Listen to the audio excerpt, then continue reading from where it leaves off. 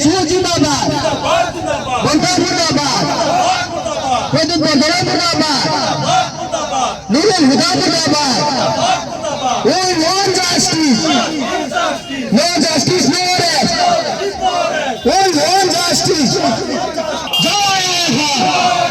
Jai Ho! Jai Ho! Jai Ho! Punjab Jila Nemsu Jindabad. Nurul Huda Jindabad. Amar Nabi. Amar Nabi. Amar Nabi. No justice, no arrest. We want justice. We want justice.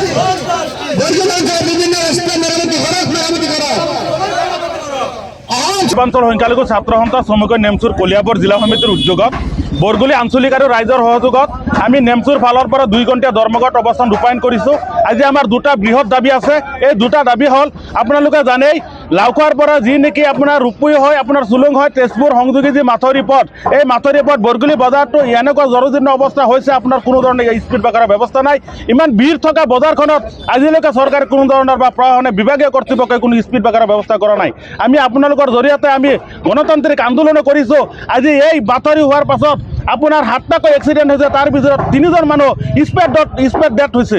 Death হোৱাৰ পাছতো সেই মানুহখিনিক সন্মুখত আমি প্ৰতিবাদ সাব্যস্ত কৰিছোঁ, কিন্তু আজিলৈকে প্ৰশাসনে তথা বিভাগীয় কৰ্তৃপক্ষই কোনো ধৰণৰ কাণ সাৰ দিয়া নাই। লগতে আপোনালোকে জানে বৰগুলি বজাৰৰ মেইন যোনটো পথ আমবাগান হৈ পেলাই ডাইৰেক্ট বৰগুলি বজাৰত আহিব লাগে হাজাৰ হাজাৰ গাড়ী মছজিদটো পাৰ হৈ কিনে ডাঙৰ এখন গাঁত হৈছে, যি নেকি এটা চাইকেল যাব নোৱাৰে। আগতে বৰগুলি বজাৰত প্ৰকাণ্ড জুই লাগে। আমি কিন্তু ফায়াৰ ব্ৰিগেডত ফোন কৰাৰ লগে লগে ফায়াৰ ব্ৰিগেড আহিছে, প্ৰশাসনৰ মানুহ আহিছে, কিন্তু ফায়াৰ ব্ৰিগেড বৰগুলি বজাৰত আহিব পৰা নাই।